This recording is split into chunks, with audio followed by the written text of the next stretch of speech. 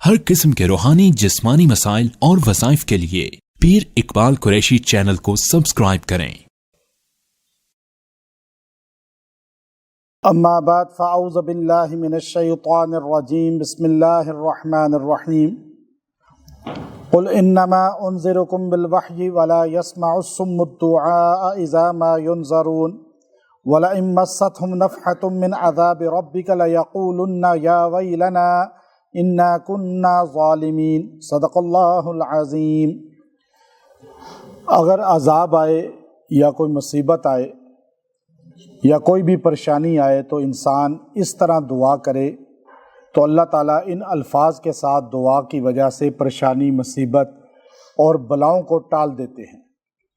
چونکہ انسان پہ جتنے بھی مشکلات آتی ہیں، پریشانیاں آتی ہیں، زیادہ تر اس کے اپنے اعمال کا نتیجہ ہوتا ہے۔ اب انسان بیماری، پریشانی، آفت آنے کے بعد بھی اپنے آپ کو نہیں کچھ کہتا کہ میری غلطیاں ہیں، میری کوتاہیاں ہیں، بلکہ وہ اللہ کی ذات کو الزام ٹھہراتا ہے، تقدیر کا نام بولتا ہے کہ اللہ نے مجھ پہ یہ مصیبت لائی، اللہ مجھ پہ بیماری لے آیا، پریشانی لے آیا، اب زلزلہ آ گیا، بس اللہ لایا جی، طوفان آیا، اللہ لے کر آیا، اللہ کی دیکھیں سب مارے گئے۔ اب ایک دم جو ہے اللہ سے شکوے شکایتیں شروع کر دیتا ہے۔ حالانکہ نبی علیہ الصلوۃ والسلام نے بھی فرمایا اور قرآن پاک کی آیات بھی دلالت کرتی ہیں، بلکہ ایک آیت پہ تو واضح کہہ دیا، ظہر الفساد فی البر والبحر بما کسبت ایدی الناس۔ جتنے فساد ہیں خشکی تری میں، وہ انسان کی اعمال کی بدولت کی وجہ سے، انسان کی بدعملی کی وجہ سے ہے۔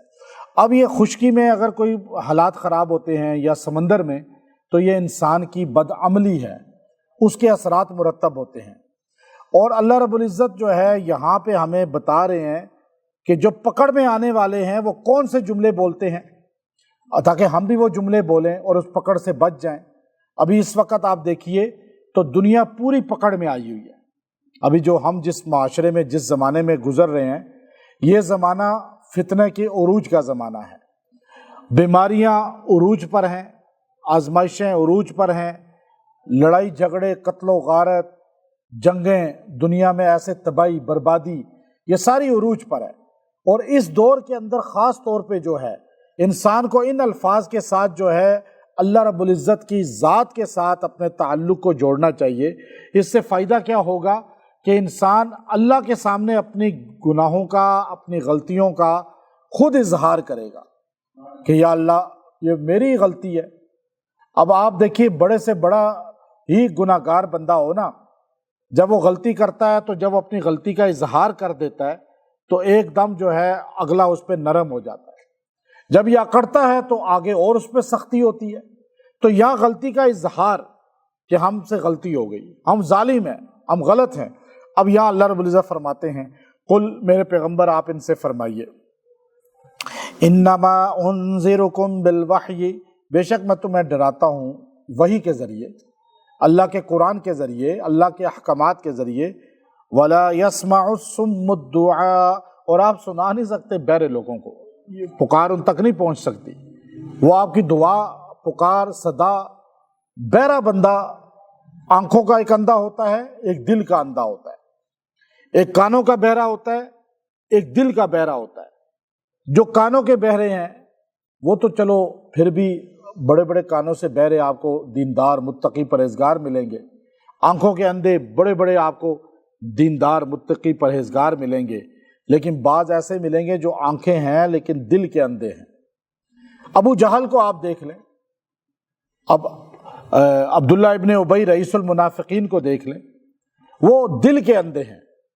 اور عبداللہ بن ام مکتوم رضی اللہ تعالیٰ عنہ نابینا صحابی ہیں، آنکھیں ان کی نہیں ہیں، لیکن وہ اتنے عزت والے ہیں کہ ان کی وجہ سے اللہ نے قرآن پاک کی سورہ عبس کو نازل فرمایا۔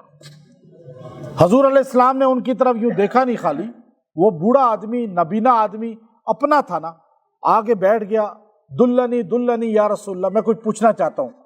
تو حضور علیہ السلام پر ادھر مشرک بڑے بڑے آئے ہوئے تھے، اور آپ علیہ الصلوۃ والسلام نے سوچا کہ یہ کافر جو بڑے بڑے آئے ہوئے ہیں یہ تو پتہ نہیں پھر آئیں گے یا نہیں آئیں گے، تو میں اس کی بات بعد میں سن لوں گا، یہی میرا اب وہ غریب صحابی، نابینا صحابی، بوڑھا صحابی لاٹھی ٹیکتے ہوئے آیا تھا، حضور کو ادھر سے کہتا ہے یا رسول اللہ دلنی دلنی دلنی دلنی، میں پوچھنا چاہتا ہوں کچھ. تو ادھر حضور نے یوں نہیں دیکھا، خالی دیکھا نہیں. شان دیکھیں صحابہ کی، چاہے وہ نبینا صحابی ہو، غریب صحابی ہو، کہ اس کی شان یہ ہے حضور صلی اللہ علیہ وسلم نے اسے ڈانٹا نہیں، صرف چہرہ ادھر سے موڑا اس طرف، مالداروں کی طرف. مشرک تھے، کافر تھے. اللہ نے فرمایا عبس وتولی ان جاءہ الاعمی، اعمی نبینا کو کہتے ہیں. آپ نے چہرہ پھیر لیا اس بندے سے جو نبینا آپ کے پاس آیا. آپ کو کیا پتا وہ نبینا جلدی قبول کرنے والا اور یہ نا قبول کرنے والے ہوں. یعنی اللہ تعالیٰ نے پوری سورہ کا نزول فرما دیا. تو اس لیے یاد رکھیے گا، یہ اللہ نے فرمایا یہ جو اندھے ہیں نا، یہ بہرے ہیں، یہ لوگ بالکل ہو چکے ہیں، یہ ڈر سن کے بھی ان کو اثر نہیں ہوتا. وَلَئِن مَسَّتْهُمْ نَفْحَةٌ مِّنْ عَذَابٍ، اور جب ان کو پہنچتی ہے ذرا سا بھی اس کی ہوا یا اس کا دھواں یا اس کی لمس عذاب کی. اچھا عذاب آیا نہیں پورا قوم عاد سمود کی طرح، خالی دور سے دیکھا کہ عذاب، بادل طوفانی لگ رہے ہیں، عذاب آئے گا ابھی. اور اسی طرح چونکہ قوم عاد پہلے کرتی تھی، ان کو 3 بادل ملے، بیت اللہ گئے، دعا کی، بارشیں نہیں ہو رہی. اللہ نے کہا کالا بادل ہے، سرخ بادل ہے، سفید بادل ہے، بتاؤ کون سا بادل سلیکٹ کرو. تو انہوں نے کہا یہ کالا بادل جو ہے نا اس میں بارش ہوتی ہے، یہ ٹھیک ہے. بادل ان کے ساتھ چلا بیت اللہ سے.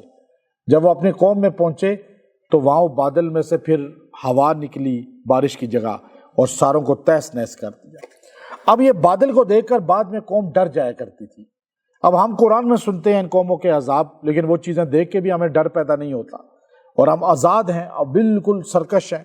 تو یا اللہ رب العزت نے فرمایا نفحۃ من عذاب ربک لیقولن، تو اس طرح کہنا شروع کر دیتے ہیں یا ویلنا یا ویلنا، ہائے ہماری بربادی. اب ایک ہے ماتم کرنا، ایک ہے گال پیٹنا، ایک ہے سینہ کوبی کرنا، یہ تو اسلام میں جائز ہی نہیں ہے. اسلام میں یا ویلنا منہ سے کہنا، ہاتھ پیر مارنا نہیں ہے، یہ ماتم ہے. لیس منا من ضرب الخدود وشق الجیوب ودعا بدعوى الجاہلیہ قال علیہ الصلوۃ والسلام. آپ نے فرمایا میری امتی نہیں جو رخسار پیٹے، ماتم کرے، سینہ کو بھی کرے، میرا امتی نہیں ہے. تو یہاں فرمایا یا ویلنا یا ویلنا، اے افسوس ہماری بربادی، انا کننا ظالمین، بے شک ہم ہی ظالم لوگ ہیں. اب وہ اللہ کے سامنے یوں کہیں یا ویلنا انا کننا ظالمین، یوں ہاتھ اٹھا کے شروع ہو گئے. تو اس سے اللہ تعالیٰ نے عذاب کو ٹال دیا، آیا وہ عذاب اوپر سے چلا گیا. تو اب اگر آپ دیکھیں کہ ہمارے معاشرے میں عذاب آ رہا ہے، بیماری کسی کو آ رہی ہے، وہ یہ پڑھتا رہے.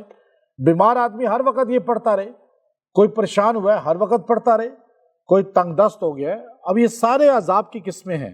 آپ کو زلزلہ آ جائے، طوفان آ جائے، وبا آ جائے، کوئی آفت آ جائے، سیلاب آ جائے، یا ابھی جو حالات ہیں جنگ کے، جیسے ہر طرف بد امنی پھیلی ہوئی ہے، تو اس طرح ہو، یا غربت آئے، تنگ دستی آئے، یا کوئی بھی ایسے حالات آ جائیں، تو یہ آیت کریمہ جو ہے آیت نمبر 46 ہے، 46 نمبر آیت سورہ انبیاء کی، یا ویلنا انا کننا ظالمین، یا ویلنا انا کننا ظالمین.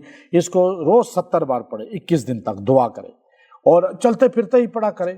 انشاءاللہ آخر میں دعا بھی کرے، اللہ تعالیٰ اس بندے پہ خوش ہوتا ہے کہ اس نے اپنی غلطی کا اعتراف کر لیا. ظالم ہے یہ، اور یہ بربادی سمجھ رہا ہے کہ میری بربادی اللہ نے خود نہیں بھیجی اس طرح بطور مہمان کے، بلکہ میں نے بلوائی ہے، اور میں نے ہر غلطی کر کے بربادی کو اللہ سے لیا ہے. اب یہ آزمائش مجھ پہ آئی ہے، انشاءاللہ اس سے برا مقدر، بری تقدیر، برے حالات ختم ہوں گے. 21 دن سے زیادہ ہی پڑھیں، تعداد میں زیادہ ہی پڑھ سکتے ہیں. وآخر دعوانا ان الحمد للہ رب العالمین.